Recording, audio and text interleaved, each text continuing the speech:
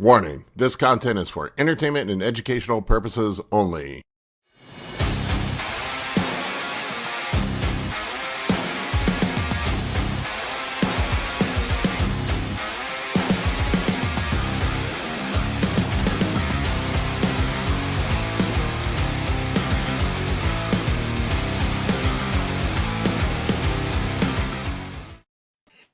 What's up, everybody? Hello. Good morning.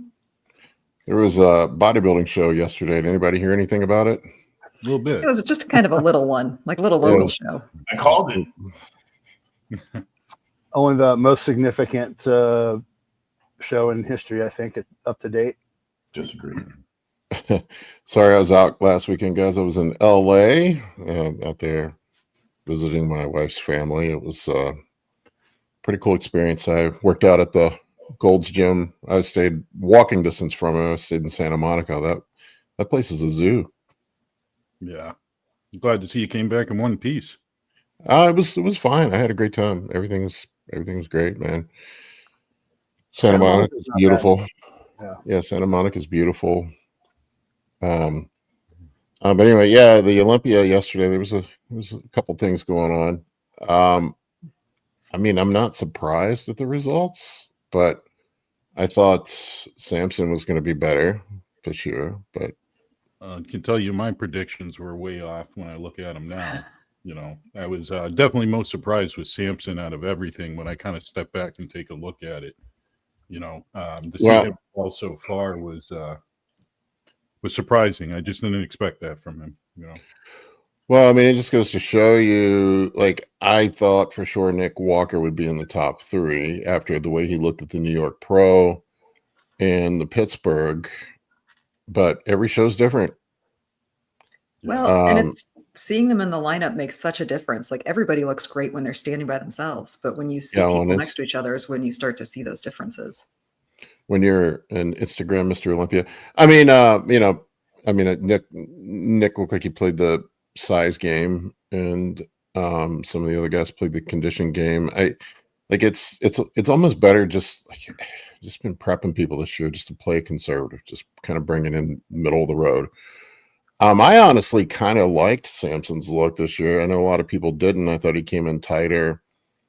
He looked better, but he did lose a lot of his fullness. It looks like he did diet off some of his muscle. Yeah, and it was noticeable. Yeah, and he seems like a guy that I don't know anything about him personally. He seems like a super nice, super kind guy.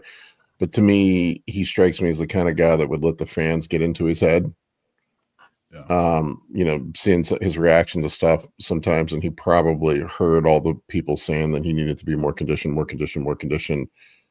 and really sizes his game. And I think people forget that ultimately bodybuilding is about who looks the best. It's not necessarily a who's the leanest contest. Yeah. Well, he has let his fans in his head in the past, and it led to him like firing his coach and moving on with his wife, which remains to be seen whether or not that was a solid decision considering he won the Olympia the first year that she coached him. But saying he needs a new set of bed sheets at this point is kind of an understatement. I mean, he was just really underwhelming. Like Dave was saying, if you saw him in person, he always overcomes his lack of conditioning with the incredible size and the fullness of his beautiful, round, perfectly shaped muscles. And none of that fullness was there. It was kind of sad. I don't think he would have been top 4 if he wasn't Mr. Olympia last year, honestly. Yeah, you were there. I mean, it's hard. I don't think people truly understand how hard it is to tell from pictures and from the video feed. I wasn't there this year, so I couldn't give you a solid answer, but I mean, hearing that from you, Mike, that strikes me. So it was apparent. Yeah. You thought, yeah, okay. Yeah. I mean, he looks smaller. I went to the meet the athletes on Thursday night, and I saw him, and I'm like, oh man, he doesn't look good. And obviously, I mean, my assessment isn't always accurate, because I looked at Derek and thought, oh my God, because he looked pretty bad. And I'm like, this guy's had to fight hard to get through this prep. I mean, he might not show up like we used to seeing him show up, but and he admitted after receiving the award that he had some health problems this week, and they changed the order of when she went on stage because he was sick. And, yeah, that's why they delayed the start yesterday, was because he was not feeling well. Well, you know what? Some Paul Bartlett going on. Paul Barnett, sorry. Yeah.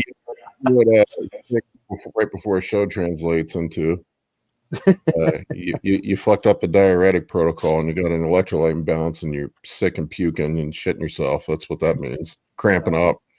That's what bodybuilding sick is before. I always love when I hear guys say, "Oh, I had a stomach bug before a show," and I'm like, "Did you?" I think that picture that you just had up, Paul, I think something that's really interesting this year is that Samson was really exposed by how good Andrew came in. He didn't have the size game, like that imposing height, that stature, because he was up against a guy that was just as tall as him. So I think that really exposed a lot of his shortcomings, because he was standing next to someone who was equal in stature to him, and that person looked better. Andrew came in. I think Andrew could have got. I think he should have. Could have even gotten second above Hadi. What always costs Andrew is his posing. His posing's terrible. It was better than it ever has been, but it does still need some work. But man, it was much better. So was Martin's. I was actually so impressed with how composed Martin stayed. He didn't start sweating profusely like we've seen him do in the past. And even though he wasn't placing quite as high as he did last year, like he kept his composure. He stayed calm. And like, I think that really, he was rewarded then with fifth. I think Martin should have been fourth again. I was going to say, I think he could have been fourth, but that's just my bias. Yeah. Did I dream this, or did I see Andrew make the wrong quarter turn in prejudging again? He always does. He does that every single time. That's like his thing. Like I don't think it's on purpose. Like that's what he does. Signature move, yo. No, he always goes the opposite direction. Line. Yeah, I'm sure the judges love that. I'm sure the judges love that. I'm sure that pisses the judges off. That's not helping his placing. No, and like I said, it's like he thinks that's like his move. Like it's like in high school, like that's his move, but like nobody likes it. I'm swagging, baby. It's like coming out in the first play of the football game and being offsides on purpose. Exactly. Like, yeah, man, look at me. They call your number.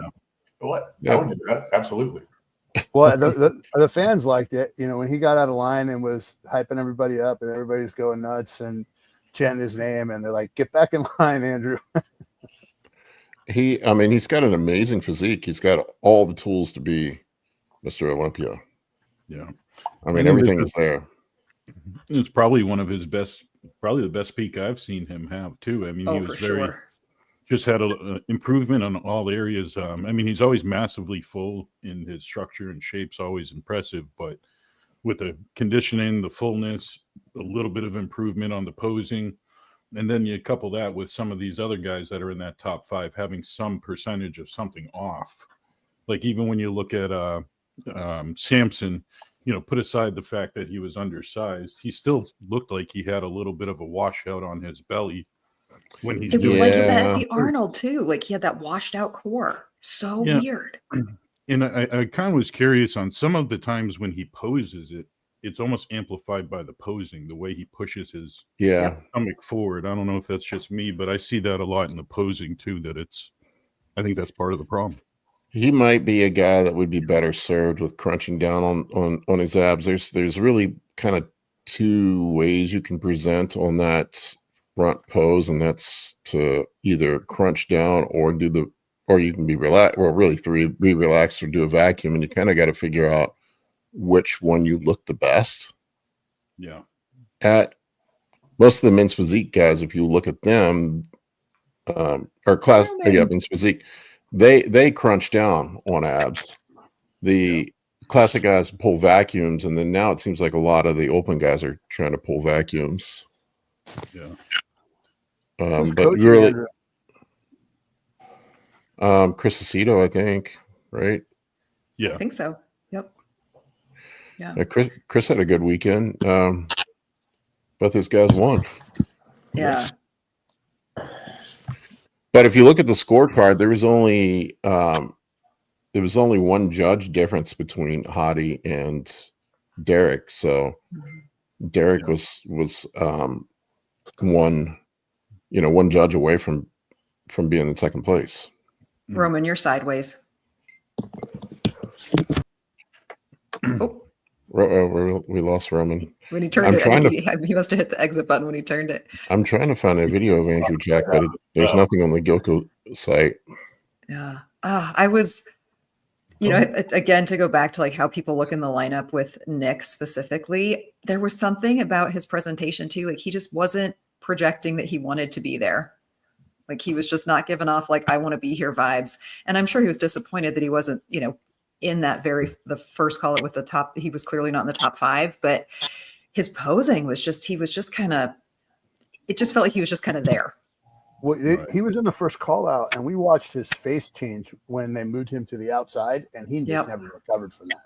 Because the guy's incredibly confident, and he just believed that he was going to be top 3 no matter what. And when they moved him to the outside in that first call out, he was just we watched his face change. It was crazy. Yeah, Andrew's got a great physique. He really does. He's so imposing and big. His posing was better this year than it was, way better than it was at the Arnold. Yep. Gotta get those pants hiked up, my man. He does pull a pretty deep V on that back shot.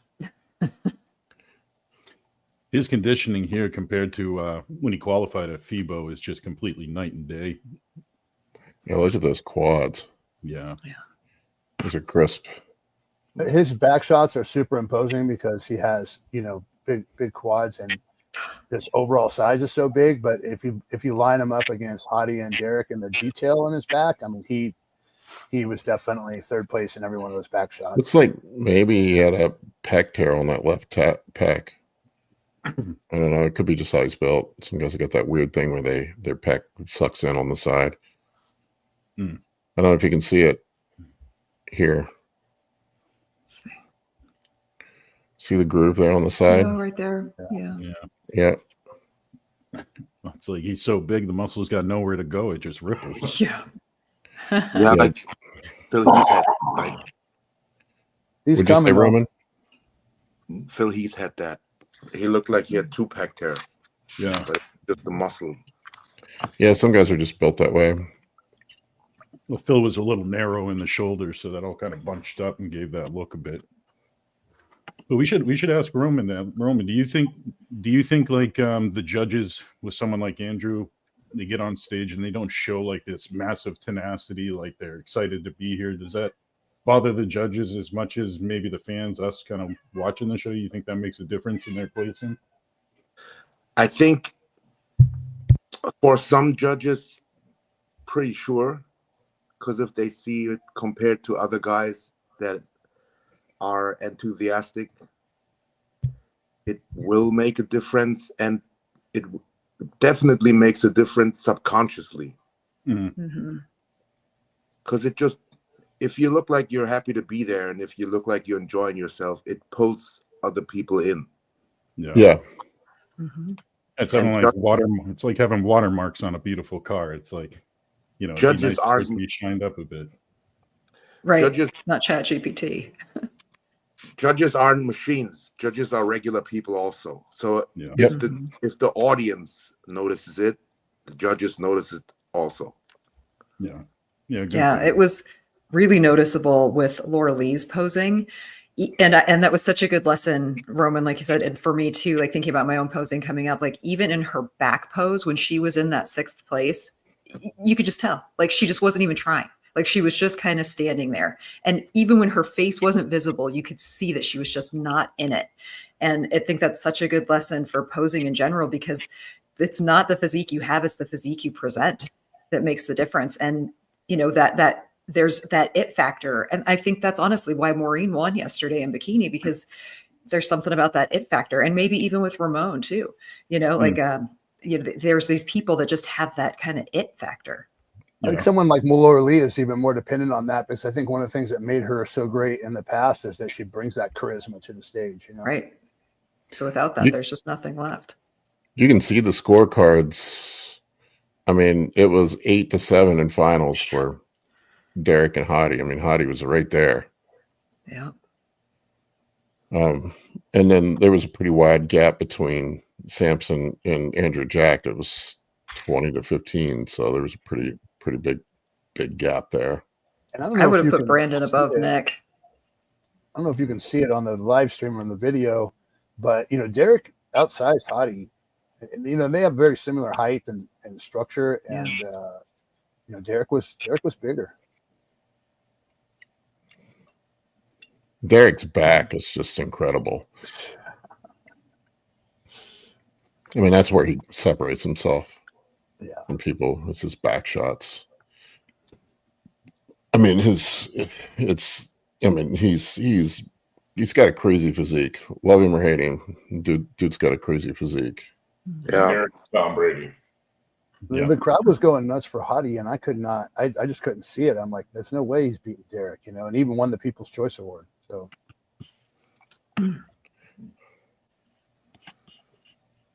Yeah, the only thing I noticed really with Hadi is some of his back shots, his legs looked a little smaller than when he's standing from the front. When he stands from the front, they're massive the way he can pose it. But some of the back doubles and back lat spread, Hadi doesn't have as big of a quad sweep. It kind of looks a little smaller, especially standing next to Derek. But other than that, it's hard to. I thought Hadi was pretty on point. Yeah, no, I mean, if you told me Hadi won, I wouldn't have been surprised. But I thought Derek had him pretty wide margin going into finals, and from what I saw, for me, like this is where he wins. For me, classic.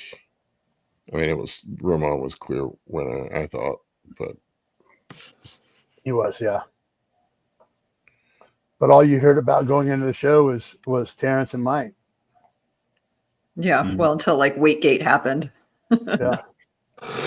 I mean, that really, you could see that in Mike's physique and just in his, I can't imagine the mental aspect of that, you know, just a couple days before show, you have to kind of rework everything and drop a lot of weight. And like, yeah, he could do it, but at what cost? And that was the cost. Yeah. The whole way they do the weigh-ins in the IFBB for classic is silly. They should height you when you turn pro, and that's it. That's your weight cap. You can request a reheight at any point and just leave it at that. That way they don't have to fool around with this at every show. Like I can't imagine not knowing what I'm going to be measured out height-wise and have to change like an 8-pound swing going into the day of the show. It's going to be incredibly frustrating. It's got to be a better way of doing it. Like if you're 5'10" when you turn pro, you're 5'10" forever. I mean, just call it what it is. You do heavy enough squats, you might be 5'9" by the time you're 40. But I know I've lost about 3/4 of an inch. I used to be 6'3", man. Yeah. I'm under 6'2" now. Yeah, that must have been pretty rough for Mike Sommerfeld, though, because I watch his YouTube and his preparation, he's already eating next to nothing, double session cardio, double session training. It's like, I don't know how you really turn the heat up after that, you know, to drop that extra weight to make it. You literally turn the heat up and sweat it off. Do you think Mike makes a division change, Roman, or is he sticking in classic?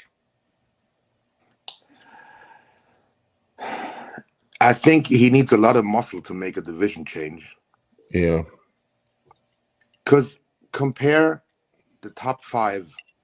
of the classic. Take a picture of the top 5 or the top 4 comparison in classic, and then put it next to the third call out comparison of the open. Yeah. And then There's a look, big size difference. look, the size difference is incredible.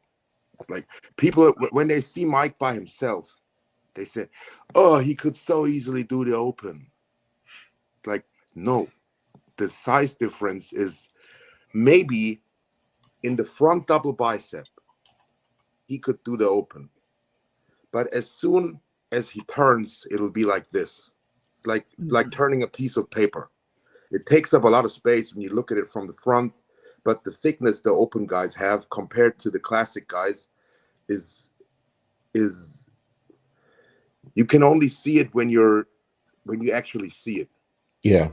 Not in pictures, but in videos, or even better when you're there in person. The size difference is tremendous.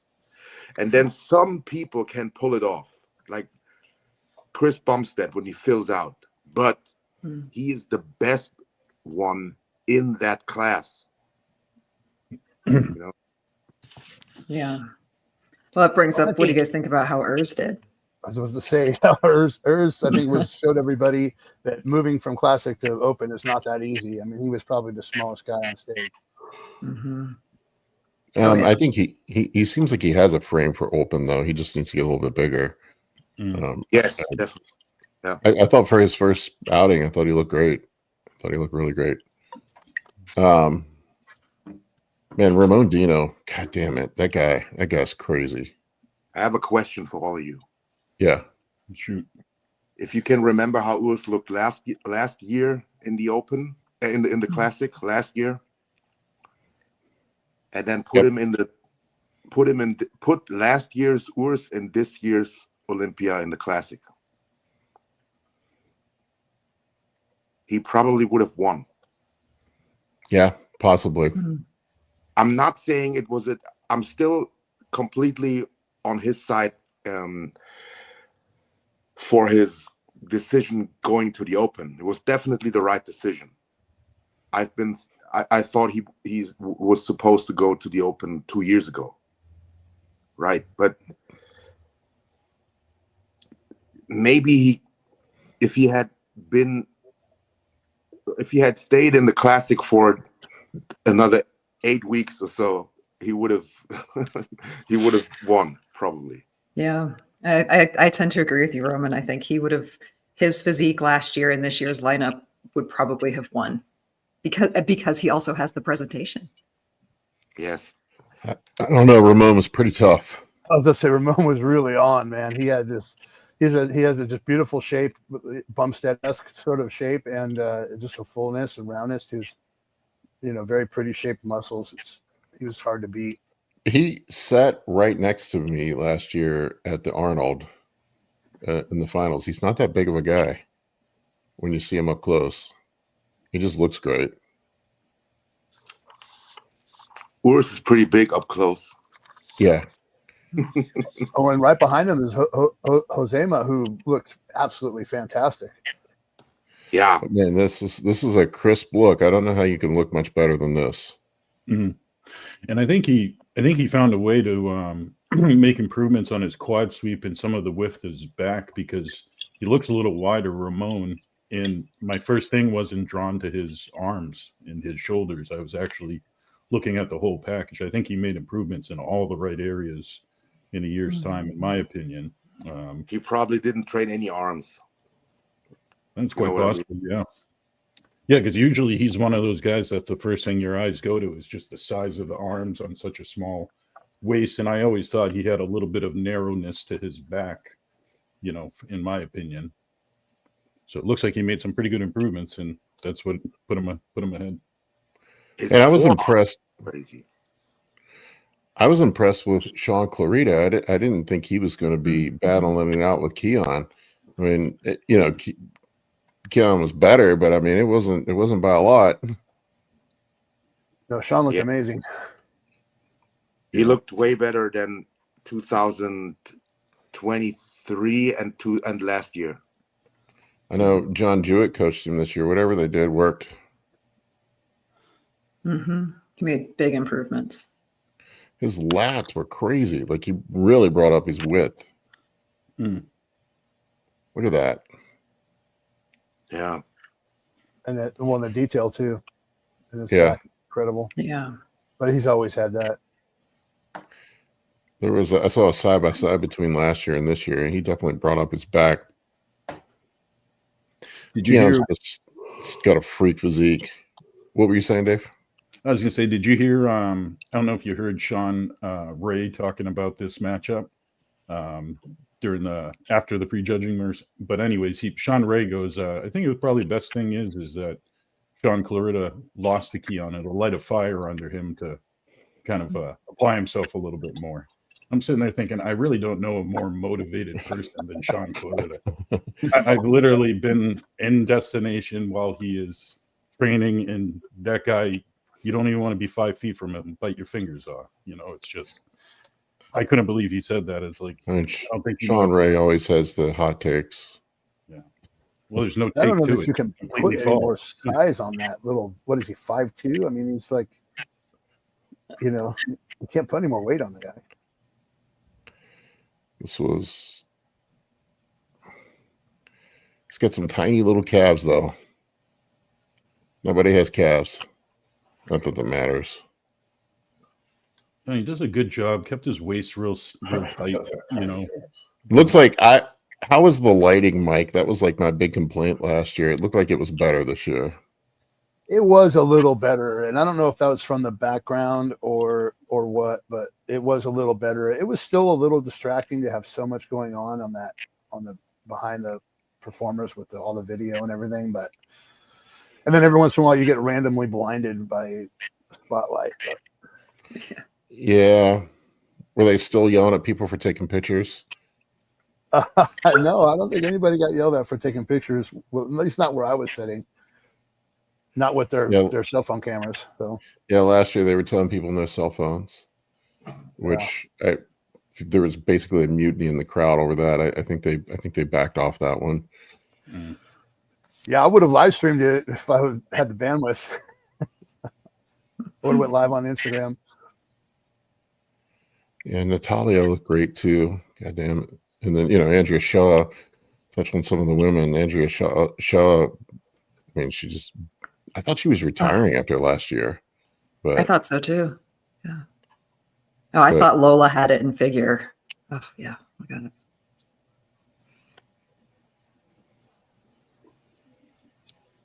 Yeah, I mean, just top quality competitor. The only one I thought was a little questionable was the men's physique. I thought, I was looking at the pictures, I'm like, they gave Ryan Terry the win over Ali.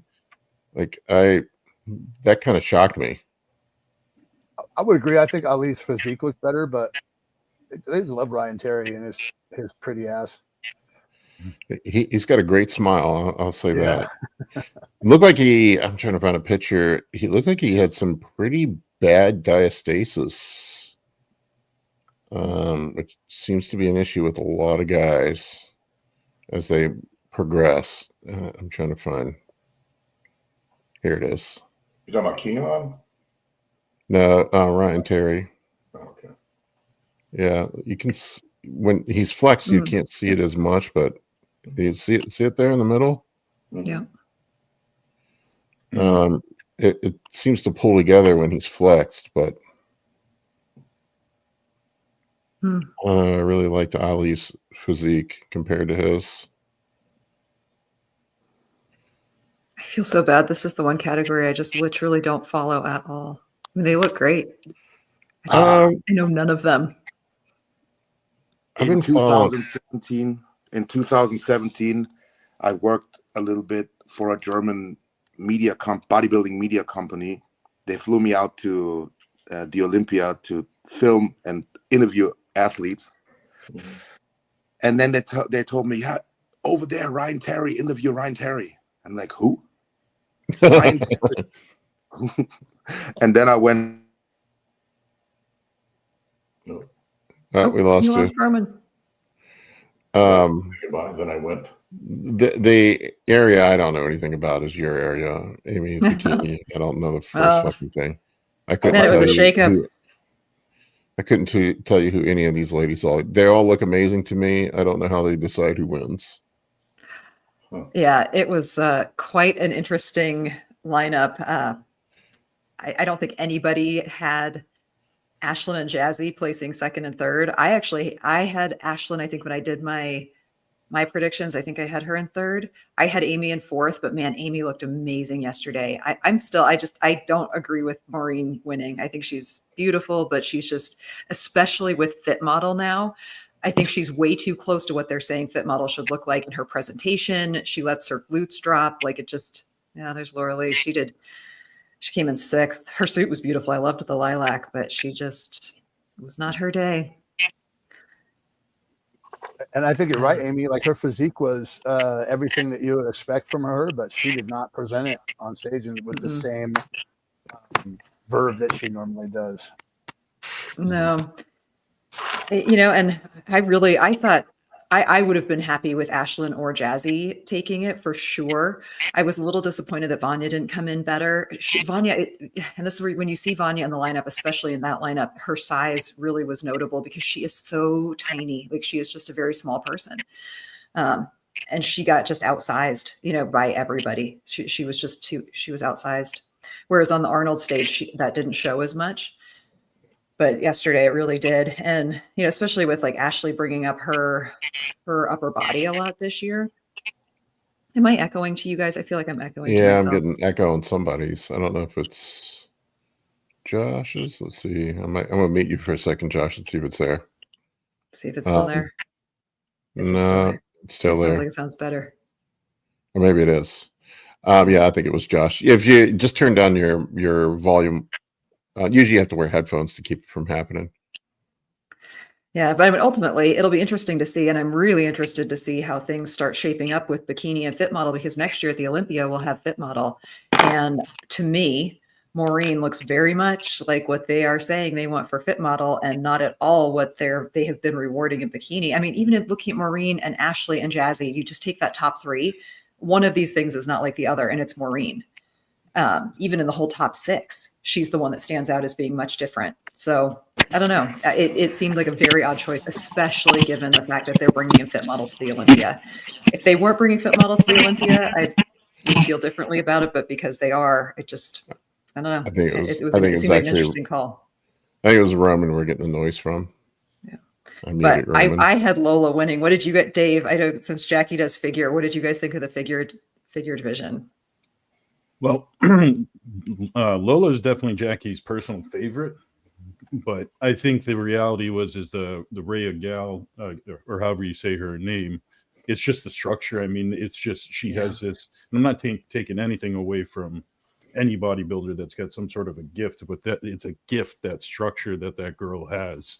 It's the smallest waist with the biggest taper. Just the way that she kind of walks too. Like I like the way that her posture is. Everything's pretty ideal. So I don't think they were going for like crazy conditioning in the figure category or like, the most muscular girl. It was really just kind of shape first. And I think Sydney, who was dominating for so long, is still the look they're going for, the shape and the prettiness to the whole package more than conditioning or size. So I think that's where she won. And I think Lola is just sometimes a little up and down. She's pretty straight and narrow. I think it worked against her a little bit. Yeah, she is a little narrow. I thought for Missy coming in 10th for her first time being in the figure division, I thought was great. I'm sure she's disappointed, but still, I mean, placing in the top 10 in your first Olympia in a division is pretty good. Well, that girl Denise, all the way to the left, the blonde, she was just super impressive. I think this is her debut, 4th place. I think she just turned pro maybe a year ago, and she's really? Yeah, she's a monster. That girl. She's statuesque, like just so stunning. Yep, she had a definite presence. Yeah, Denise Zwiger, I think is her name. But she's the German girl. Yeah. proportionately, she's one it's the opposite. It's not, I mean, great structure, but just huge body parts with shoulders, great legs, and tight waist. Mm-hmm. Yeah, I'm gonna have to, Roman, if you can hear us, I'm gonna have to mute you, man. I know. Feedback. Maybe try logging on and logging back off. Yeah, I mean, I don't think there's any surprises with the figure, though. I wasn't really shocked the way they went, I guess, is the best way I can answer it. Yeah. I do think it's good, though, that, like you said, Dave, they really were rewarding the shape. And that's what makes the figure division so unique, is that beautiful shape. And it's a genetic gift in most cases to be able to, that bone structure is a lot of it. And I think, like you said, that's where Lola, she can look a little up and down because her hips are so narrow. Even though she has beautiful detail, if she's not posing just right, she can look a little straight and not curvy. She kind of loses that X frame that they're looking for. Yeah. Yeah, and it's in the name. It's figure. I mean, they're starting off with your silhouette and how you can improve on it and, really peak it. So, yeah. I was impressed with, it used to be Megan Santa Barbara, but she's gotten married. So I think it's Megan Moore something now. She was a new addition to the women's physique division this season. And she had actually considered doing wellness. And I'm glad she didn't, because she looked beautiful in the lineup and did so well, especially for her first season in WPD. Just really crushed it. She looked beautiful. Right. And I tell you who I was impressed with is the dude I saw win at Tampa in Classic, Nas. That dude. Oh yeah. Yeah. That dude Niall, is. Yeah. Yeah. That waist doesn't even seem real. It's so tiny. This is a crazy physique. Well, go ahead, Paul. I feel like a jackass when I was there at the. So if his family's listening to me, this is my public apology. But when I was there at the Tampa, they were in the audience in front of me, and when he was up there in finals, they kept standing up, and I was like, "Sit down, we can't see." And they wouldn't sit down. And I'm like, "Come on, sit down, we can't fucking see." And they're like, that's our son up there, and I'm like, "Yeah, I don't fucking care, sit down." So you're okay being a jerk, but the fact that the family's famous now, you're like, maybe I'm sorry. No, they should have sat down, and I'm sorry, I should have been nicer. No, it's okay. No, I understand. I'm trying to be the kinder, gentler Paul. He does look like a smaller version of Nasser. That's true. That's what I was thinking. I was like, geez. The problem is we don't even know we come across that way until after the fact. We're like, oh, I sounded a little abrasive when I said that. Yeah, that was a little jerky. I should have done that. I want that story, Mike, real quick.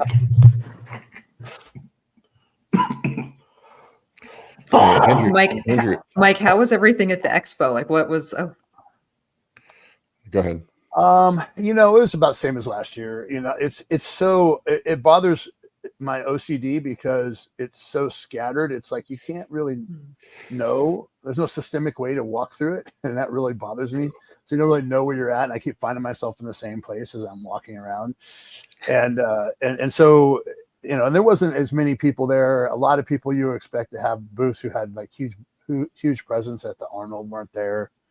I thought for sure that Young LA would be there, considering their 3.5 hour drive from that, and there just wasn't a whole lot of participation from like the people you would expect to in the industry. We did stand in the psycho crowd that was waiting to see Chris Bumstead and Sam Sulik and everybody for Gymshark, and they're throwing out Gymshark t-shirts, and I actually had to break up a fight between a man who's probably my age and should know better and a woman who wouldn't let go of a shirt. I was like, I had to grab the guy and say, look, well, who did you it's not worth going to jail for. It's a girl. Just let go of the shirt. And he finally let go of the shirt. Oh, okay. Just let her have the shirt, dude. I was like, punch the girl, free shirt, dog. That's the answer, Josh. Just punch a the girl. sexist would say. Yeah. Equal rights and left. Man, I just gotta look at this thing with Ramon again. This is, hang on, I gotta pull this tab up. But this guy, Jesus Christ, man. This was after the show. His detail is unbelievable. Now, granted, whoever posted this video, they turned up the contrast and the Yeah. sharpness, but still, yeah. He's going to be hard to beat. Yeah, you can't sharpen what you don't have. Right. No. I mean, clearly, he's. I love the dudes that you see that turn up the contrast so bright. You know, like the contrast and the sharpness. And I've been guilty of that a little bit myself, but I mean, you can like you'll see. I like sometimes I see some kids from my gym post pictures, and I'm like, what? You don't look like that at the gym, man. That's that doesn't look like what I see at the gym. Goon lighting. The goon lighting, the sharpness and detail turned way up. Contrast, turn the lighting down, you know, the exposure way down. Well, the new iPhone cameras are so good. You can do so much just right at your fingertips. Well, there's actually an AI app now out that'll make you bigger, makes you look more muscular. That's terrible. What's it called? I'll get it right over to you, Josh. Do we want to take some questions? Yes, we do have a few questions. Let's start with this one from Abraham. How to bring down C-reactive protein on labs?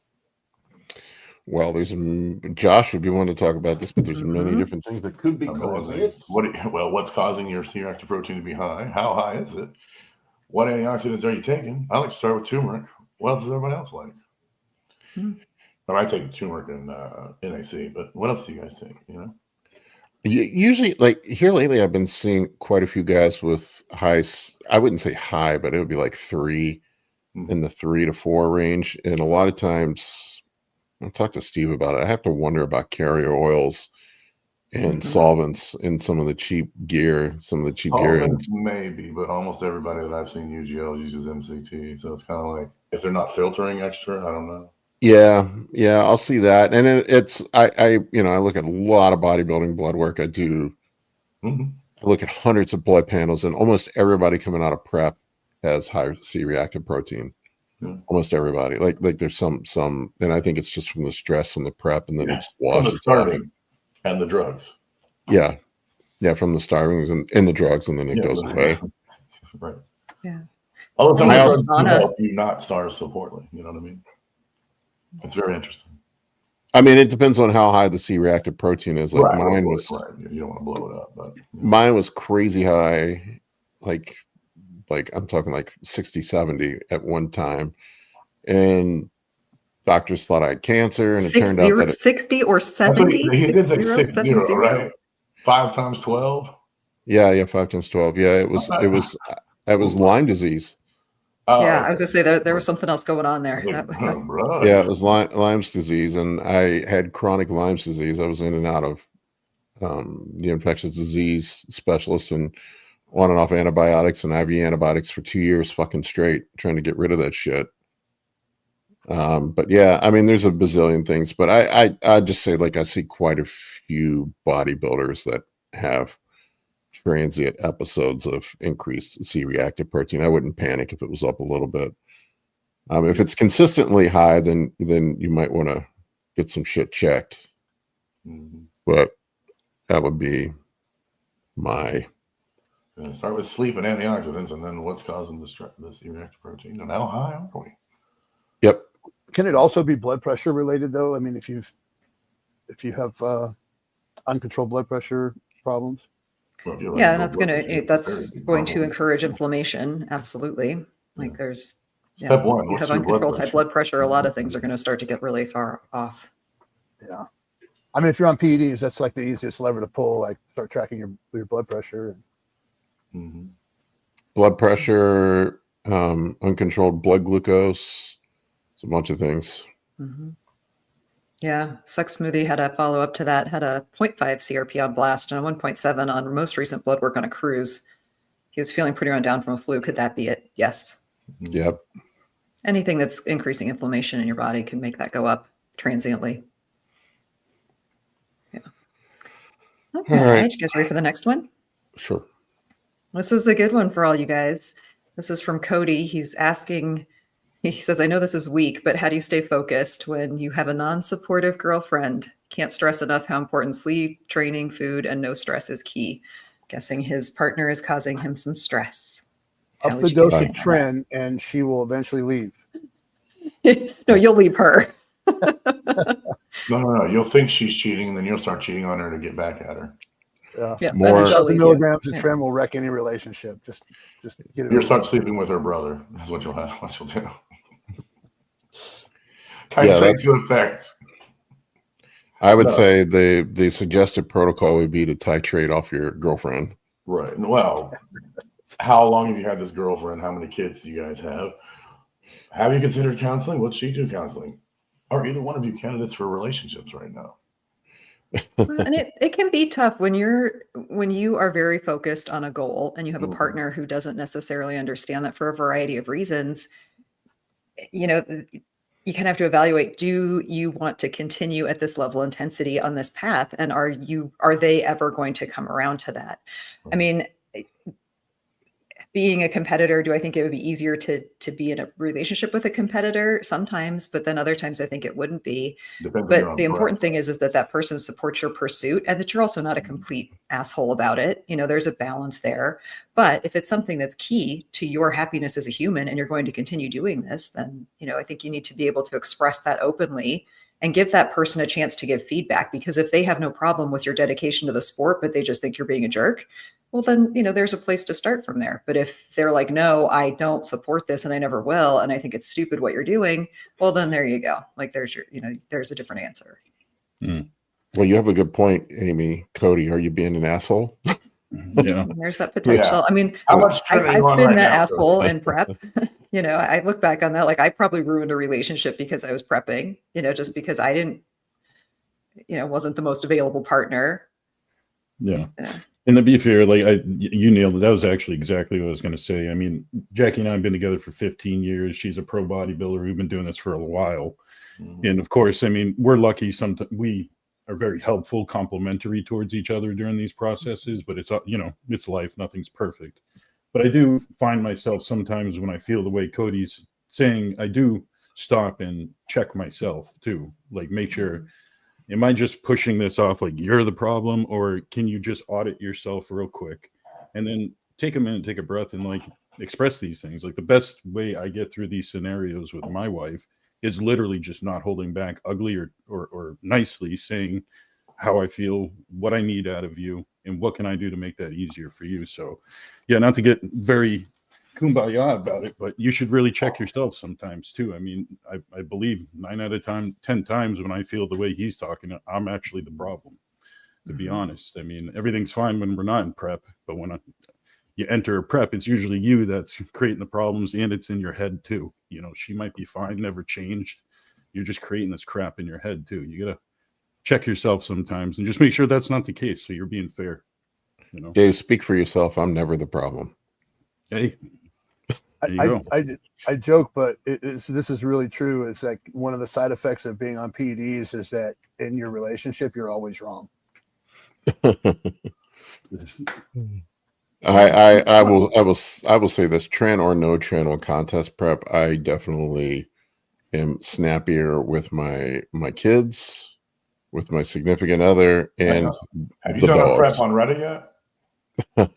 Not That's what I yet. want to know. Like, is it that much better? Is it worse? You know, It Some seems guys like are my really- guys that are going the non-stem route are just having a lot easier time. Their mood is better. They seem to lose Sleep. fat easier, sleep better. So yeah, I mean, I was kind of skeptical of the non-stem stuff this year, and I've had quite a few guys that have gone that route and done pretty well with it. Yeah. That was my Mike, how is it for experience. you having like being a competitor and your wife was also in school? Like you guys both had things that could be very stressful at the Yeah. same time. Yeah. But Well, nursing she was real focused on school, and I came to Vegas to train here. So, right now the conversation is if they don't open a gym here pretty quick in Grants Pass, do I want to come back here after the holidays and put a couple months of my off season here? And it's just so hard to be separated from my support group. I miss my Yeah. wife. I miss my family. and I was really focused when I was here, but it's a big sacrifice to make. It gets lonely, and I think I'm a better competitor and a better human overall when I get emotional. When I have them behind me, that's normal. Absolutely. Like, yeah, it's hard to prep alone. Like I know I've done it both ways. And like, it's you kind of feel like you're on an island anyway when you're in prep. And then when you don't have like a supportive home life, even if your home life is far away, it's not with you. Like, yeah, that's an added challenge and an added stressor for sure. Yeah. And we've been together 32 years. So even when we're not, good necessarily between her and I, she's still my biggest champion. Always. Yeah. Why do we choose to do this shit again? Because we love it. It's a silly sport. We've got to pay back our steroid dealers, right? What's the prize? So another good bit of advice from Vicious Fitness. A lot of times we cannot see ourselves, and it's just a better way to handle situations that aren't ideal from a place of empathy whenever possible. Yes. And I would agree with that. Yeah. Although this week, when I was trying to be empathetic and seeing the other side of a man sitting on the leg extension machine for 35 minutes, I was challenged. Well, there yesterday. That was me. I'd love to see Amy slap the phone out of somebody's hand. Yeah, I finally ended up reaching out to Paul because I was like, I'm going to murder this man. Like, I'm going to kill someone in the gym today. Like, today's the day that I kill someone in the gym. I can confirm Amy's feelings. That guy was an asshole. And some people are. Yeah. There are some motherfuckers that just need to be told. Does your gym only have one leg extension machine? Or does it have like one? It does. Yes. That's awful. That is, in fact, correct. Mm-hmm. Yes. Yeah. Every week. I always never get it. That's why the one time I got it, I'm like, 35 minutes, this is mine. I'll share, but I'm doing a bunch of road sets, man. But I do always try. I always try to, I always say to in general, especially relationships, you never know where someone else is coming from. And I just always assume that everybody is coming from a place of love and, go from there. You hope, right? Well, and that's always a solution, right? Like I've snapped at people in the gym, and we've all done it. But at the end of the day, when you just approach everything with kindness and respect, and you just speak your mind and say, hey, look, this is the only leg extension machine in the gym, and you've been sitting here an awful long time. I have a workout to get through. Can we share, or can you maybe come back to this or something? And a lot of times when you come across that way, it's easier to deal with than hey, fuckwad, get off the machine before I slap that phone out of your hand. I give people 2 shots, and then it's hey, fuckwad. You get the very nice one, then you get the more stern one, and then third time is hey, fuckwad. Let's go. Yeah. Usually in an off-season setting, or like right now, like I'm not really like this. What the fuck can I do with training right now? I'll just move on to something else. But if I'm on contest prep, I'll ask nicely, and then if you don't move, then I'm not going to ask not so nicely. Well, on a stack machine, I see zero reason why someone would not offer to let anyone work in. Like, it's not something where you have to change plates or do anything else. And I'm very tall, and this person is about my same height. So it's not even like we would have had to adjust anything at all on the machine other than the pin. Just the pin. Yeah, and it might have been a man versus woman thing too. Maybe he's got booty sweat and he just saved you. You don't know. Maybe. But look at the black type, this woman would be real willing to fight for a machine if I had to. So yeah. All right. Well, if you do, make sure there's a camera on, because that will go viral. Oh yeah, I got my tripod. I'd set it up first. Like, look here, motherfucker. Okay. I can't imagine Amy fighting for anything. You're like the sweetest, kindest person I know. I can't imagine that. That's why it would be so viral if the video was ever got made. No world I star. promise she's nice. Yeah. All right. Should we move on to the next question? Yes. This one actually was for Roman, but he has left. But I think we know the answer to this from Lucas. Roman, are we going to see you in Prague? Are you planning to compete this year? Or are you taking a break? And Roman did actually put this on his Instagram this weekend that he is done for the season. So okay. We'll not be seeing Roman in Prague. He did compete this year, though. He did. Yeah. Which is crazy, considering he had a hip replacement earlier in the year. His 4th hip replacement. Yeah, that's wild, man. Yeah, that was a second hip replacement within a year. I mean, that's I'm over here complaining about my shoulder surgery. you got to recover from the surgery you had. That's all you can do. I am actually starting to lift real weights again now, finally. Moving past the 25s. Define real. 35s now. I'm off the pink bands All right. and on real weights now. Awesome. So we're doing like bicep curl. What's our exercise? Are we doing all your exercises? Some of your Yeah, I reintroduced about 2 weeks ago. I reintroduced all my exercises, like probably 25% of my pre-surgery weights, and I'm just slowly progressing things up because it's been 6 months. So Yeah. I'm at the all clear. No reason to go all in right now. Yeah. Yeah, no, my doctor was like, just that doesn't mean go at it. It's progress things up, so that's what I'm doing. Yeah. Are you still doing your bodybuilding TRT and regular GH or no GH? I mean, I haven't done GH in months. Yeah. My blood sugar was kind of out of control back early in the year, and I took a break from the GH to let that settle down. And then I've been really pretty much the majority of the year, I've just been running 200 milligrams of test. That's it, man. That's real TRT, I think. Well, real TRT, right? Yeah, I was saying that. Now that it's prescribed 200 to 400, right? Yeah, you're underdosed, right? Yeah, 200, and then I just started ramping up a little bit. I'm doing 300 tests and like 150 primo. Yeah, just a little bit. There's no wonder about what what's the training like. What do you think you did wrong and stuff? So I just figured I'd throw some questions out I've thought about myself. Yeah, I just to me, it doesn't make any sense to take anything more than that right now while I'm still progressing up my 50% effort weights. Oh yeah, no, I wouldn't up your steroid dose at all. I'd just re-add GH at a certain point because you said. Yeah, I will. I just met with my endocrinologist this past week, and my diabetes seems to be back under control. Did you stay with Retta? Yeah, I'm on Retta right now, but I may go back to the tirzepatide.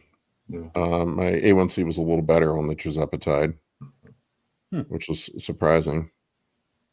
I got it down to 5.6 on tirzepatide, which is normal levels, and it creeped back up to around 6. It's almost pre-diabetes. Almost, yeah. It's pretty close. It's depending on where you get your blood done. Yeah, and I had this really weird type 1.5. But impressive for you, regardless. Right? Yeah, so like the doctor told me, she's like, I am on insulin as needed, but like she wants to try to get as much as we can out of the GLP-1s and keep the insulin sensitivity as high as we possibly can to stay off as much exogenous insulin as possible. Yeah. Well, yeah. Do you ever go with your guys for an insulin for like their H1C based on that's how you determine their insulin sensitivity, or do you something else? I do have them. I have them track glucose levels daily, sort of the canary in the coal mine. Right. I'll have them do A1C. A lot of times A1C will be fine, but you'll see triglycerides start to get out of whack. And a lot of times when triglycerides get out of whack, that's an indicator that that there is some insulin resistance in your body is not dealing with the glucose that well, and it starts converting it all into lipids. So at that point, I'll have them go get a fasted insulin test done, and most of the time when I see high triglycerides, fasting insulin is high too. So that's an indicator, even though A1C will be normal to me, that there is some insulin resistance going on that needs to be addressed. And I kind of did a rant about it this week, and I think it kind of threw some people off. There's a lot of people in the bodybuilding community that get a boner for Lantus, and I think I think a lot of guys are misusing Lantus. I think they're using it to mask insulin resistance. They're like, look, my fasting glucose levels came down, my A1C came down, and I'm like, yeah, dude, you're throwing more insulin at problem. More insulin is going to make you more insulin resistant. You probably should be addressing, especially now with all the GLP-1s that we have available, probably should be addressing that high fasting insulin level through using something else, getting your insulin sensitivity improved before you're throwing insulin at it. Oh yeah, well, I mean there are guys that are doing the Retta and still taking like 3 to 5 units of Lantus, and their blood glucose sits at 68. I mean, just do whatever they need to do. I'm like, geez. Yeah. I've seen some guys come in. I had a guy I did blood work this week, and he had a 4.5 A1C. So at a 4.5, you're going hypo regularly. Mm-hmm. My last was a 4.8. So I'm like, how close am I getting? Yeah, my endocrinologist said she doesn't like to see people under 5. That's what she said. She said under 5 means there are periods of time where you're going hypo. Maybe I can say that for diabetics. Yeah, I don't know. But I have the problem, like Yeah, you got a weird one. Like some days it's weird. Like some weeks I'll need insulin, some weeks I don't. But I definitely have been pretty much been able to mostly eliminate the basal insulin since I've started using a GLP-1. I really don't need it very, very much anymore at all. Yeah, well, that's good. Did you change your Starbucks order? Yeah, I don't get it anymore. Occasionally. Ruins your whole walk. It's like, what? How about the rest of your diet, Paul? Are you dialing that in? Is it going to help with the? Fuck no. Yeah. I'm eating whatever. I'm telling you, man, mix that yogurt in with those eggs. That stuff's delicious and creamy. You just cook them up, man. They're good to go. No, I mean, most days I'm eating kind of like I've been prioritizing protein, but I've been terrible, man. I've been maybe eating 3 times a day. This has kind of been my diet lately. I'm like, what's the point in weighing and measuring out all this food when I can only go, when I'm using the bands in the gym, right? Just, I don't know. Yeah, well, now that you can train again, though. Yeah, no, I plan on. I got some travel coming up the next couple of weeks, and then I'm planning on November. I'm going to do. I saw somebody ask a question about my plans to compete as a pro. I'm going to do a proper off season and a contest prep. If I were going to start contest prep, would probably be March, April timeframe, and I'll just reassess where I'm at in March or April. I don't want to get up on stage and embarrass myself and get 15th place or something like that. So if I feel like could be competitive in my division, I have no illusions of competing in the Open. I'll be competing in the Masters division. But if I feel like I'm can be competitive in my division, then I'll consider doing a show. If not, it also depends on health too. Like there's like part of me too. It's like, do I really want to roll the dice with my health? I finally, like, my blood work is pretty much perfect right now. And it's the first time in years I can say that. Like everything is like right where it's supposed to be. My lipids are great. My A1C is great. Everything's great. My EGFR improved. Everything is perfect right now.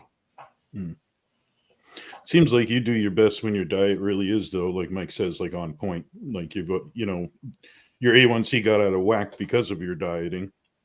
Oh yeah, I clearly. Well, I also convinced myself that I didn't need insulin. Yeah, well, yeah. I was saying, you seem like a goal-oriented person. So if you make the goal to get back on stage, then you would button up your diet and do all the stuff that you need to do. But like, right, I'm weird thing. It's like, you're not really controlling your diet.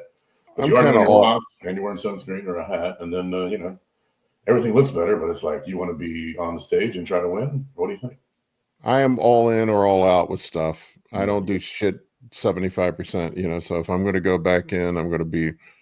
I mean, I went years without, with weighing and measuring and accounting for every single meal I ate. So yeah, if I go back in, I'm going to go all in. I don't do things halfway. Yeah. We full ass. We don't half ass. We full ass. We don't half ass. But right now I'm kind of enjoying being a normal person. And I've really have been throwing myself in on my clients too. I've done, Jesus Christ, I probably have done close to 60 preps this year by the time I'm finished. That's awesome. So I've really been trying to improve my prep approach. And I also like just coaching regular guys that are trying to lose fat too. I have quite a few of those. I actually kind of find that more fulfilling. The guys that didn't think they could get in shape when I get them in the best shape they've ever been in. Yeah. All right. What do we got for questions? Enough about me. All right. Next, we've got this one from Jeff. Thoughts on SLUPP being dosed high, like 10 to 20 grams? Vigorous Seed seems to like it. Yeah, I'm guessing that should be milligrams. Because most people are micrograms. Yeah, I heard Steve talking about up to like 500 milligrams. I think it was. I don't remember. I briefly. He was talking. Was it? Yeah, I was in a chat with him, and he was briefly talking about it. But if you extrapolate the rat study doses to humans, it's milligrams. It's not micrograms. But goddamn, man, like 500 micrograms makes me feel like a furnace. Yeah. So I can't imagine running it that high. I'm whatever you take. I'm sort of if you're a non-competitor, a proponent of the lowest effective dose. Just if 200 micrograms is working and you're losing weight, why would you take more? Yeah.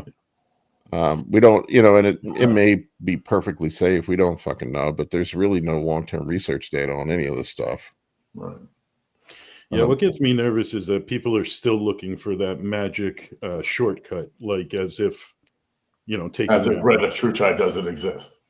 Right. I mean, there's some pretty effective tools out there, but we're always still looking for the next thing that's like some magical answer. And I don't think going from micrograms to milligrams to a half a gram of, SLU is going to be the magic, but that's why people are trying it. All we can tell you is that it's more. Yeah. Yeah. I mean, when you crank up, a lot of people seem to be, it seems the more I use the SLU PP with different clients that we want to try that, it's very person dependent. I'm starting to find that some people have a half a milligram, 500 micrograms does nothing. And then there's some people that 250 to 500 is almost too strong.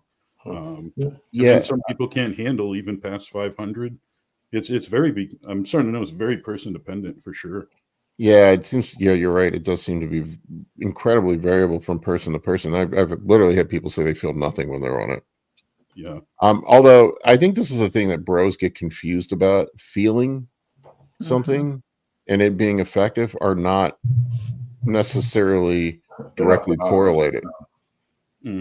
Yeah, that and a lot of people aren't necessarily tuned in enough to know, like, hey, I've got it. We pay attention to our health enough where if we have an elevation in body temperature, we feel it, we know it. Like most people aren't that tuned in. Well, I had a guy recently, talking about like he didn't feel anything on Masteron or Primobolan, but he does on Tren, and I'm like, yeah, those are called side effects, man.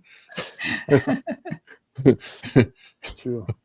I got doesn't mean a milligram on contest prep at SLU PP 332, and just like you said, Paul, that felt like a furnace. It was, 500's a really good dose if you want all of the 500 micrograms, a really good dose if you want all of the mitochondrial effects of the medication, and then the fat oxidation, your body's bias to burning fat for fuel.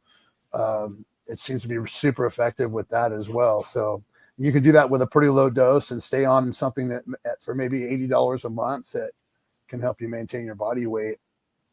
I will say this though, in regards to Steve, he seems to be way ahead of the curve on all this stuff out of anybody on social media. Usually when Steve says something, he's looked into it pretty deeply. I know he's well researched, and a lot of the shit that he's talked about like a couple of years ago, now everybody's doing. So, I wouldn't discount what he's saying. I just don't know enough about it, to be honest with you. But I always get skeptical when we have novel drugs.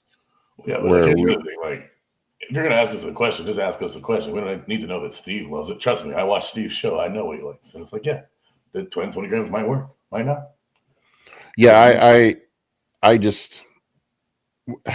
get concerned about novel drugs and long-term health implications. I generally wait about 3 years before I even consider doing these things, because just different stuff comes out all the time, and it's almost always non-pharmaceutical drugs that they've lost, and then occasionally a retatrutide will sneak in, and then I know you guys have tried the newer stuff, but I haven't tried any of those.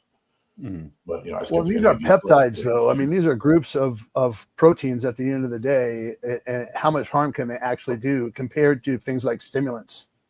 Or clenbuterol, the alternative. Well, that's the argument that the most of these are. Although I don't think SLU is a peptide, is it? No, it's a SERM, right? I don't think it's a peptide. Methylene blue the one that cracks DNA for people? Yeah, cracks DNA and maybe causes cancer. Right. It's a dye. Right. Yeah. I don't know enough to make an educated. No, but for me, it's like if they cost more than just adding GH, just do the GH. Well, one other thing I'll quickly add is when I first started using SLUPP, I started at what everyone talked about, the 250 micrograms, and I ran that for 2, maybe 3 weeks. And I always monitor my blood sugar anyways, and I didn't. But at that time, I really didn't notice any thermic effect, on such a low dose. But I did notice on a small dose with the same diet, my blood sugar doing better every single day. But nonetheless, it wasn't until I got to about 500 micrograms, maybe 750, till I started feeling a strong thermic effect. And then I built a tolerance, where some people don't build a tolerance. I built a tolerance pretty quick. So yeah, SLU is not a peptide. It is a estrogen related receptor agonist. It's not a CERN though either. So no, it's not a CERN. So I was incorrect about that. But so all the science nerds out there, you hold your pants. I said something wrong. Oh my God, talk about the science nerds and all the intellectual dick measuring. That was out of control last week. They're like Yeah, it was. Up the details, and it's just boring to anyone that just doesn't work. Does it kill you? How bad is it? But There's an awful lot of PhD shaming going on last week on the Well, not internet. even. Yeah, I mean, you heard that. Not just PhD shaming, like everybody. It's like who's more right. And the thing that makes me laugh, who's more. I always laugh when it's all these guys talking about who's more right about lifting weights, and none of them look like they fucking lift weights. I'm like, just go lift weights, guys. However you want to go lift weights, go lift weights. This is why I'm a proud bro scientist. I'm probably wrong about half the shit I say, and I'm proud to be so. I don't care that much.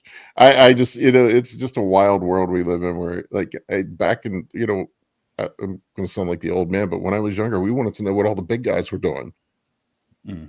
Like, what are they doing? They're lifting heavy weights. Heavy weights. They're eating food. They're taking gear. I don't know. Back in your day, they were taking as much D-ball as they could find. I just don't like all the negativity too. Like, I just if your ideas are great, they should stand on their own 2 feet. You don't need to be tearing everybody else down. I just call it hormonal men stuff. Because you guys are, if you think about it. Well, this is what there's something to be said for just the training intensity when you start comparing things like Mike Mincer to some of those more scientific methods that people are pushing now. And this is just the part of the debate that I see happening, and was even mentioned on the Olympia stage this week by Bob and others, is that some of the division amongst the bodybuilding cohort that this certain type of training or this certain type of scientific method is better than any others. And I think the history has proven that it's not necessarily, right. There's guys, you do what works for you. Training with ridiculous intensity is what helps you build muscle, then great, What you enjoy doing the most is what you will do for your training. Yep. So figure that out. And I like to destroy myself and just break things. What do you guys the irony out of all of this is, and it's been my experience, that the training is probably the least important part of the formula. The diet's the most important. I'd say PEDs are the second, and third is probably just train fucking hard. Find a way you like to train. I think there are ways to optimize it, but how consistent can you be over a period of time? Yeah, it's just consistency, doing it over a long period of time, and then also winning the genetic lottery. That's a big part of it too. Picking the right parents. Yeah, picking the right parents. I picked the right dad. What did he do? I was like, he played for Auburn, so I'll be okay. It's one funny thing. Some of these science-based lifters, though, they do forget that a lot of these things are still person dependent, just like everything we've talked about. Like, I mean, whether it's the joy of the training method, or it just doesn't simply work for you, or you're a tall individual, so maybe this squat pattern doesn't work for you that they're preaching about is the best thing. It's sometimes you get to step back and really just start small and then make it more intricate. Nothing applies to everybody, and that's what I've come to telling you. Everything. I'm blaming the mix of trend and autism for all this shit. Well, most of the science guys are natty. Yeah, that's the hilarious They part. just want to put out one study and be like, this is the right way to do it, or they put out a bunch of studies like, this is the right way to do it. But it's, I always laugh when I argue with some of these guys. They're like, "Well, you're on steroids," and I'm like, "Okay." oh, what's the fairy analogy? It's like, yeah, you could sit by the river and meditate for 25 years, or pay $5 and cross the ferry and have the muscles you want. Yeah. Anyway, all right. What do we got up next? What do we have next? This one was from Ryan Parsons. How do you think Brandon Curry looked? I thought he looked great. I thought I he think looked he great. could I have thought Justin did a placed really good above job Nick. with him. Yeah, Justin peaked him very well, and he could have won an Olympia again in 2019 with the physique he brought. But man, everybody was just so good. And he placed well. I mean, top 10. Mm-hmm. He was 8th. Yeah, I think he should have placed above Nick. I had him one place higher, but I wasn't there. Well, they couldn't place Nick at 8th because of what Bob Ciccarelli said. Yeah. True. So true. All right. From said, we had, can too many veggies or too much fiber in a bulk prevent nutrient absorption, or is the concern just with appetite? Appetite. I mean, yeah, you can overdo it on fiber and it can cause digestive issues. Is it directly going to impact absorption? Not necessarily, but it could, and overbulking your intestines when you're trying to grow is probably counteractive to your goal more so than anything. I'm for one a proponent of more Captain Crunch and less broccoli when you're bulking. That's my strategy. I'm a Honey Smacks man myself. Yeah. Honey Smacks. Yeah. Put something green on the plate, one meal a day. That's and that's generally enough to get you through. Don't fill your guts with a bunch of fiber and think you're going to be able to eat 900 grams carbs a day. Yeah, or enough protein, or just I mean, if it would be an appetite issue if your goal is to grow, then if you're filling your plate with too much fiber, then yeah, you're not going to be meeting your goal, and it's not an absorption issue at that point. It's just a goal issue. Mm-hmm. Yeah, I mean, like the Hadza, right? I think it's the Hadza that consume like 100 grams of fiber a day because they eat this like super fiber dense root vegetable or root. Your body adapts to the the diet that you have. But if your goal is to bulk, or your goal is to grow, then overloading your diet with fiber is going to be counterintuitive. Yeah, especially if you're not used to it. Like you just said, those people are probably adapted to that diet anyhow. Okay. It's what they've been eting from birth. Yeah. Right. Totally different. Yeah. Like I'm a weirdo of a bodybuilder. I like vegetables, but I still just keep them at a minimum. Yeah. I love vegetables. I'll shift the balance more on contest prep. I'll eat more just to have some bulk and to fill me up. But I kind of have a shit appetite to begin with, man. I have to eat easy to digest stuff. No Brussels sprouts? Oh my God. Yeah. If about right. If I want anybody to want to share a room with me, I can't eat Brussels sprouts. They're so good though. I do love them. Yeah. They're good. So added in that he's doing 100 grams of vegetables with 5 meals. I mean, that may be a little much. That's not tons of fiber, depending on the vegetable that you're choosing. It's probably more that you're eating a lot of kimchi and a lot of sauerkraut that's causing some digestive discomfort. Yeah. Those are very active foods. I almost think of those as they should be a small amount, like a few bites of kimchi or a couple of bites of sauerkraut once or twice a day, not with every meal and not like lots. Like to me, like lots of kimchi is a direct recipe for lots of digestive distress. Yeah. Yeah. And this could be a good opportunity for you to look at what vegetables work with you. So if you do like vegetables, it might not be the 100 grams of vegetables, or maybe, it might be your food selection itself. It might just be, broccoli doesn't do well for me, but I like it.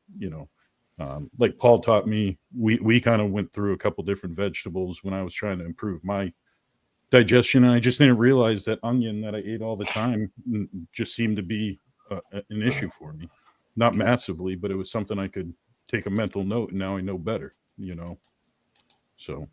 Yeah. Find what works for you. Yeah. Yeah. But if I had done a Mix ton it of up. spinach, that goes well with me. Or some, maybe zucchini is a little bit different than the broccoli itself, but sometimes food selection matters for me anyhow. Has anybody had cucumber kimchi? Oh yes, and I love it. Oh my gosh, I love all kimchi. Oh, it's so So good, good. especially like the spicy cucumber kimchi. Oh, so delicious. I love it. Is I had that the some one If they you eat too put much the of it. red? the other day. I was like, wow, this is good. Is that the one they put like the red? It's got like a red powder when they do the. Is it kind of red? Pickles? It has there's a lot of chili peppers in it, so it does have okay. a reddish hue. Yeah. Yeah, yeah. There's I've some never fire tried in it. I it. know what you're talking about. Yeah. It's so good. Gotta go to H Mart. Fermented food should be part of everybody's diet, though, for sure. Yeah, in the right quantity. Yes. Yeah. All right. From 64 Haps, what are your go-to sups for sleep? I wake up to urinate at least 3 to 4 times a night. Well, those are different issues. Where would you guys start with this one? I mean, the urinating at night could be a multitude of things. It could be a prostate. I mean, it's an issue. That's usually my first suspect, but that you would have affected like if you're getting up and you feel like you have to pee, but the stream is not Is the great. stream interrupted, or does it keep going, or do you have some afterwards that you can still squeeze out? That's likely your prostate. If you're waking up to urinate 3 or 4 times a night, how much salt are you getting with your last couple meals? That could help you. Why are you waking up to urinate? Millions of different reasons. Could just be drinking too much before you go to bed. Go-to supplements for sleep. GABA will put you out. Melatonin usually puts you out. You take a bunch of melatonin. GABA, be careful with. Maybe more than twice a week. Not a good idea. Magnesium usually helps a lot of people. Just take 400 milligrams of bisglycinate.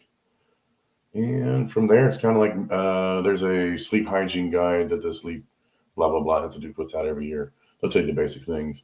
Your bed is for sleep and sex and nothing else. And if you figure that out, you should be okay. But there's all kinds of stuff you could also have. My bed is for dogs and video games. Yeah. Bed temperature, the room temperature, the lighting in the room. You got to address all that stuff. Yeah, the sleep hygiene stuff. That's the main. Yeah, your room should be super dark. Should be like a nice little cocoon that you fall into. And then, I actually, in order to shut my brain off, I sleep with my headphones in every night. I'm usually listening to some history, or there's actually some channels on YouTube that are meant to be something you can fall asleep to. So they use fall asleep to history. I do that all the time. Yeah, they're really mellow, monotone sort of speaking. There's no like random gunshots or expletives or anything. It's just all very mellow and the sounds of the city. You can sleep every night. Yeah. Paul and I are both history nerds, so until we get a chance. Hang on, isn't every guy a history nerd?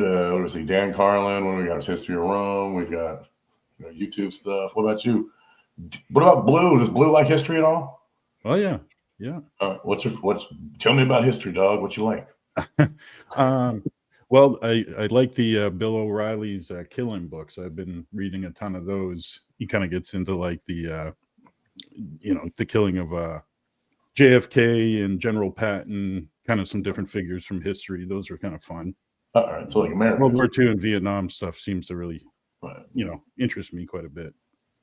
Yeah. Bill O'Reilly did a couple of books outside of the Killing series too that are really good, like one on the presidents, all the presidents, and a few other ones. Yeah, he co-authored those too. Yeah, he did one on like Jesus, which was kind of cool. It was a little different. There's quite a few of them. I find them amusing. I like it. World War II, anything, I find it amusing. I've been obsessed with Rome lately. That's been my thing. Would you have been a gladiator, Paul? Fuck no. I would have been be a fat guy with gout just sitting around. No, I would have been some dilettante in Rome. That would have been the guy commanding the armies, not doing the fighting. Yeah. All right, what do we got up next? Next one is from Daniel. What do you guys think about ready-to-drink protein shakes like Fairlife or Lean Body protein shakes? Crap or good? I would say good only in an emergency situation. Garbage. Yeah, I've been using the Fairlives once in a while. I pay $3 at the hospital for them. I get 2 or 3 a day if I need to. I'd rather eat food, but if you got a 12-hour, you're not. So I'm one of those people that gets just cramped on food. So I've got to get. So I tried beef jerky and I'll do shakes if I have to, but always the Fairlives. I don't like the other ones. Yeah, a lot of them just use really cheap, shitty whey concentrate. So you got to look at what they are, and it's the issue you run into is a lot of people have digestive issues with whey concentrate. Like it's funny that some creative guy, probably Joe Weider, back in the late 70s, early 80s, I don't know when it was, realized that the crap that they threw away when they made cheese, which was whey, also had protein in it, and they started selling it. It was literally the trash that they were throwing away. Yeah. I mean, you guys make your own yogurt, right? Yeah. Yeah. I mean, yeah. Well, the RTD stuff in particular is always going to have like some just plain milk protein in it, which is not isolated at all. And they might add some whey or some casein or some other isolated proteins, but it's basically just milk protein, which is kind of the dirtiest protein that you can intake. So I'm in Amy's camp. Like you can do those every once in a while, which but one's that the shouldn't dirtiest be a protein? staple in your diet. Yeah. Yeah, that's, I mean, if you have those situations where you know you're going to be on the go, I mean, like keeping like baggies of protein powder with you, I mean, you can get water anywhere. So I'd rather have somebody do that because then you know the quality. They do make, I think it was Isopure used to do, like you could buy the clear isolate protein as a ready to drink. And there's some others that do like protein waters now because everybody on GLP-1s is obsessed with getting their protein in, but it's not the most satiating way to consume protein or food in general, but I mean, in a pinch, it's better than, you know, if I had somebody who was asking me, like, should I have this RTD lean shake or should I have this Burger King Happy Meal? I would say drink the RTD shake. Please drink the shake. Yes. Oh, I'm going with Oh, yeah. Paul's like, no, the guy's in no. McDoubles over Fairlife all day long. You're crazy, Amy. Two double cheese in a Fairlife, like 95 protein, dog. Why? Sorry, Paul, go ahead. I was gonna say, why would I have a Fairlife when I can have a double Whopper? No. The double cheeses do taste better than the double Whoppers. You're not wrong. The bigger patties don't taste as good. It's weird. That's I always try to find the most isolated form of protein, like, and that's always going to be like a pure whey isolate. And you have to look at the labels, even on the powders, because you're going to have maybe a couple other different types of protein. And I always buy like an Isopure or something that's a pure whey isolate. You're kind of capped at 25 or 26 milligrams of protein per serving. So some of these ready to drink stuff gets up to 42 or 45 or something. But that's going to have a lot of other dirty proteins in it. So I've been doing the isolate. Been doing the clear protein lately. Whey just does not agree with me. And God bless Dante Trudell for trying to help me out. He sent me a sample of like every fucking protein powder he makes a true protein. Just he's a good friend and just a great guy. And like just I try, man. Like whey does not agree with me anymore. But the clear whey seems to. If I get a hydrolyzed whey, although that stuff tastes like diesel fuel, that seems to sit okay with me. But the clear proteins, I've been doing those lately. Those seem to be okay. I have to be really careful with it, but I think you're always better off opting for real food if you're in a pinch. A lot of fast food restaurants, honestly, like Chick-fil-A, their grilled chicken sandwich. Or the grilled chicken bites. It's gotten real bad. The grilled chicken tenders are delicious. For grilled chicken, like other than Chick-fil-A, like there's very few restaurants that actually doing grilled chicken anymore. It's weird. Like there's always a healthier option for sure. Whatever, in your McDonald's, they've dropped them. So it's strange. It's strange. But yeah, Chick-fil-A is great. I mean, there's a strong argument to getting a fast digesting protein in soon after you train. So I think that's where a lot of people go for the powder. But I got nothing against Fairlife. It's just the extra, fats and carbs. It's like I don't think you're better off getting real food. If you have to get a protein shake, go ahead and get a protein shake. Yeah, no doubt they taste great. But if I had my choice, if I'm going for a shake, I'm just going to. There's a reason why they call them meal replacements. Yeah, that's literally what it says on the label: meal replacement. Just don't let it replace McDoubles. Nope. Oh, they do need a McDouble whey protein shake, don't they? Code Paul. All right, we want to get one more in and then wrap this up. Yes, and there were a bunch that we weren't able to get to, but I'm going to skip to this one because this one is a pretty meaningful one from Casey. I can squeeze another one in if somebody's got a good one if we want. This was really the most important one. Coming off cycle and only on HCG, HMG for baby making protocol, would a GLP-1 be okay to continue to offset some fat weight gain? Yes, there's no fertility concerns with being a GLP-1 for a man, as far as I'm aware of. Yeah, I don't know of anything. Yep. Shouldn't have any issue at all. It's only going to help your health markers.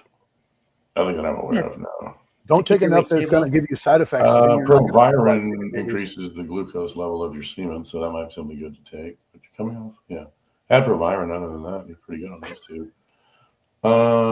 Steve has a big protocol up there, also pretty good too. Yeah, and he usually preaches just with the fertility stuff, just less is better. You know, he tried to come off everything he could for his fertility program to make things as simple as possible. That's my thought. Yeah, Chase has a good fertility protocol too. I think really good one.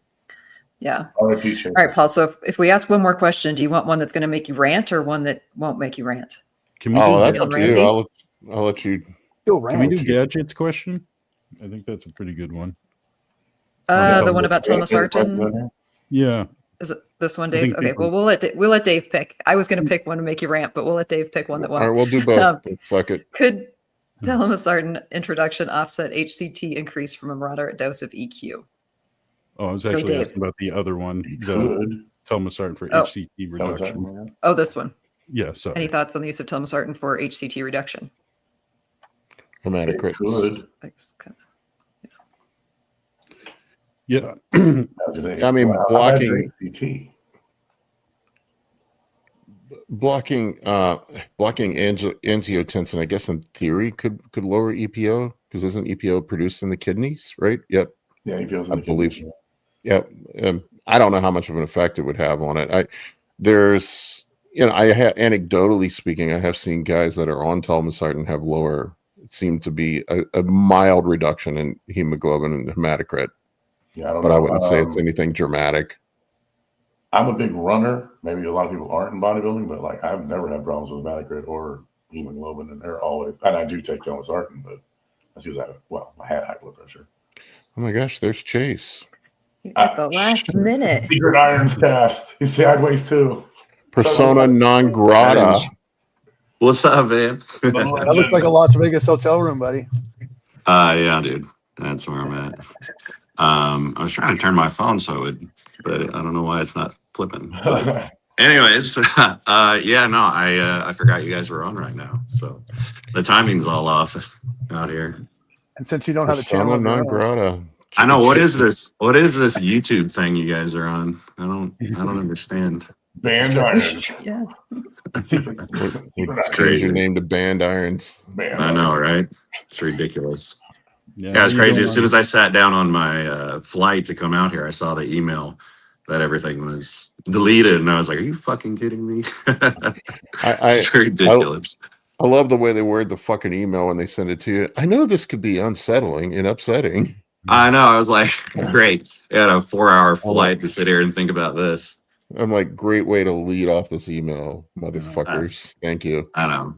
Yeah. Now, Chase, did they delete everything or deactivate? Like, is yours the next step up? You get completely deleted?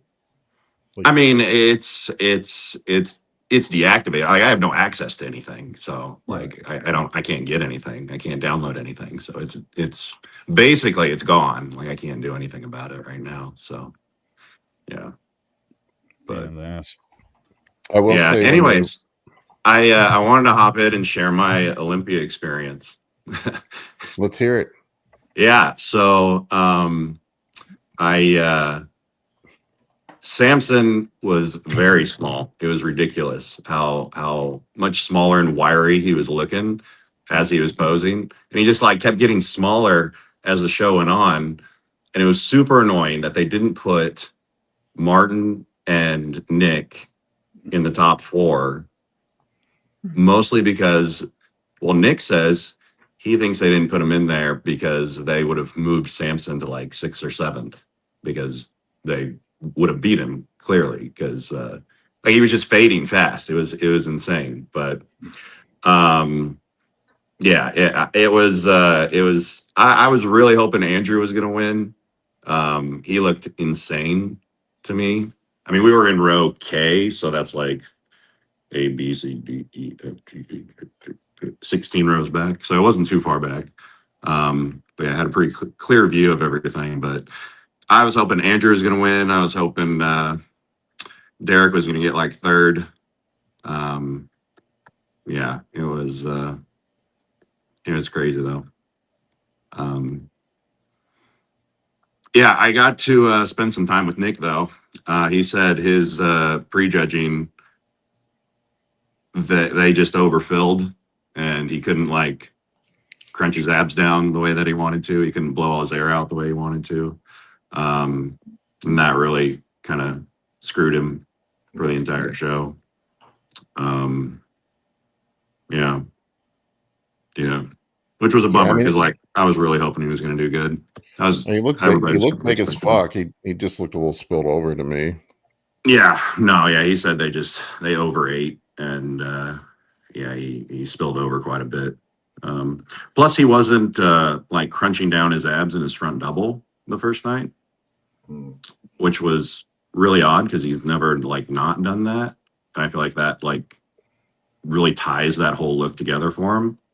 So, you know, after night one, I texted him and was like, I was just like, we're still here for you, buddy. Like, if you need anything, let me know. And he wrote me back. He was like, yeah, that was not how we wanted things to go. And then I was like, whose idea was it to not crunch down in the front double? Because I feel like that just like really like wins the shot for you, it just like ties it all together. And he was like, yeah, we're definitely going to do it for finals. And then we're going to focus on drying out. And so I was like, okay, that's smart. And, sure enough, he did for finals and it all. We were talking about the crunching down versus trying to stretch out and do a vacuum earlier. It really depends on the person, but I found like guys with long torsos. I have a long torso. I look better crunched down. I think Nick has a really long torso. I think if you have long torso and short legs, you look better crunched down. If you have really good abs too. Right. Yeah, it was funny. Like last night after finals, we came up here and I hadn't ate since before finals, so I was like, I'm hungry. I'm gonna go downstairs and see what I can find. And I was, walking through one of the hallways here at Resorts World, and I was walking by this donut place, and Nick was in there with his mom, and they called me over. And so I was chatting to him about all of this in there. And one of the things that came up that was pretty funny was on stage, apparently Martin was like shit-talking Nick at prejudging, like, because they were next to each other. I saw Martin yawn. You could see him talking. He like leaned over, and Nick said he leaned over and he goes, "I fucking hate you." and him and Tonio like looked over like, what? and he said he just like kept saying like that to him while they were up there. When his mouth was like kind of hidden, and when they went off to the side, he said that he kept like talking, and because it was funny, like I was sitting there, I was like watching, and Nick and Tonio were like talking back and forth, like, what was that all about, because like Nick hasn't said anything bad about Martin at all in like the whole year or whatever, so that was just pretty funny. But yeah, then we went to In-N-Out. We went to In-N-Out after that and got a bunch of burgers, and it was pretty funny, but I don't know, I'm pretty tired though. That was about 1 a.m. at that point. So gosh, yeah, the show went so late. Yeah, it was a late night. But double doubles are really good after midnight. That's what I got. Yeah, I got 2 double doubles. It was good. Man, that was my one regret when being in LA last week, is I didn't get In-N-Out, man. Yeah, we don't have it on the East Coast, man. Yeah. We got Chick-fil-A though, so there you go. They don't have that out there. Yeah, we do. We have Chick-fil-A here too. Yeah. You do? Yeah, oh, damn. we do. We have Chick-fil-A. Yeah, Chick-fil-A in Medford, Oregon. Yeah. Yeah, we have a few up near us in Massachusetts. A few Chick-fil-A's. Never been though. Chase, how was the expo for you guys this year? Was the booth? Oh, it was good. Yeah, it was crazy. It was busy. Yeah, it was super busy. Lots of people talking about how much weight they've lost on Retta. Lots of weight lost. Yeah, it was pretty cool. Yeah, I mean the booth was good. I mean, we had the tent set up and everybody was walking up wondering when Nick was going to be there. And it's like, he's not coming. He's not gonna come. Not, yeah. Actually, it's in his contract with all of his sponsors that he does not do booths during the Olympia. So Yeah, I remember him telling me he hates that shit. yeah. Yeah. No, it was actually pretty funny. Like when I saw him at the donut place, and then people started seeing him there, like eating. A line was about to start forming. And he was like, "We gotta get the hell out of here." And then it was like, "How do you hide this guy so we can get him, through the Yeah, hallways?" he does not blend in a crowd. No, not at all. He's so freaking big. Yeah, it's insane. Well, you know Yeah. how annoying it gets sometimes with just the low level fame we have, Chase. I can't imagine at his level. It's seriously, like, I was trying to go work out at the New Tech, like exhibit that they have at the Olympia, and on finals yesterday, and yeah, it took me an hour to get over there because I was like, I kept getting stopped. I was like, okay, it's awesome. I love it. I appreciate it, but it's like, I gotta go do this. And we had to break down the booth, which, that took a little bit of time, because when you ship stuff in, you have to break it down and get it prepared for them to ship it back out, to your hometown or whatever. So, but yeah, no, it was great. It was very busy. It's always a little bit busier every year, it seems. So, Did you make it to any of the gyms, Chase? No, I didn't at all. I only worked out here at Resorts World and then at the New Tech gym in the expo. So yeah, it was pretty much like we'd be there from 8 to 4, and then we'd go eat, and then we'd go to the show, and then bed, wake up, do it again. If you get a chance, that New Tech gym here in Henderson is pretty awesome. Yeah, no, yeah, I saw that they just opened like a legit gym, which is pretty cool. So yeah, but yeah, no, we leave today, check out here in about 15 minutes. So Oh, okay, right. yeah, but it was good. Nice.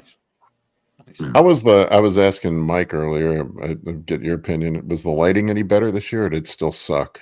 Like I was when I was watching the first guys come out, I was watching, after a few of them had come out, I was like, is something off? Is like everybody's tan off? Is it the lighting? And it took until Tonio came out, because he was in really good shape. I was like, okay, maybe they're all just a little bit off, but I think the lighting was bad too. Nick's tan was pretty terrible the first night. Did he do it like, real himself, bad. or did he have the people do it? I didn't ask. I mean, I know he had I'm pretty sure he had the people do it. But not everybody had the same people do it. So Yeah. It was not good the first night, but yeah, I mean, after he was, he didn't seem too upset about the whole thing. I mean, it was his coach's, Kyle's first run at an Olympia prep. So, can't always expect things to go perfect, but he didn't seem too beat up about it, which was good. I don't know. I think I know big guys like him have got to be really difficult to fill out, man, or just to peak, because there's so much room to fill out. But if you get too aggressive with it, then they fucking spill over, and the guys try to clean them up with diuretics, and then you end up both looking soft and flat, which is what happened to Big Ramy a couple of years ago. Yeah. He said the second day they just ate proteins and fats all day, and went and did some cardio to sweat out, the extra water, and then drank more water, and he dried out pretty good. So yeah. Also, he definitely looked a lot drier. Oh, he looked 10 times better. Yeah. He was able to hit everything properly. It would have been good to see him, like that night one. I mean, he would have definitely gotten compared to at least Derek, because he didn't even get compared to Derek for prejudging, which was kind of sad. But oh well. There's always next year. Yeah, he's young. He's got time. Yeah. And there is no quit in that guy, I'll tell you that. Well, he was the one I was rooting for. I love the guy. He's got my favorite attitude out of all the top guys. You have to wonder. I don't want to start rumor mills, but I have to wonder if any of the Masteron and Primo shortage had an effect on some of these guys. Yeah. Maybe. Yeah, I don't know. Possibility. Possible. Yeah.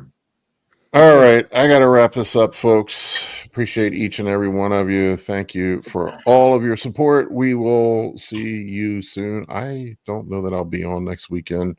I'm going to the Cowboys game in Dallas.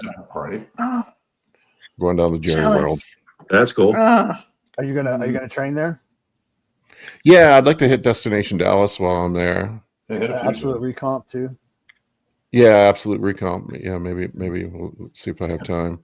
Do some training footage, man. It's been a long time since you've done that. I know nobody watches it, but I like that stuff. Watch me using the pink bands and 25-pound dumbbells. That's That stuff inspiring. would be helpful for a lot of people. I'll fly down and put you through a bikini girl workout. It'll be perfect. You probably are lifting more than me right now, Amy. Make it fun, man. That's the only Tighten up your glutes and back in. I do need to work on my glutes, so yep, there is that. All right, folks, we'll see you on the next episode. Take care, guys.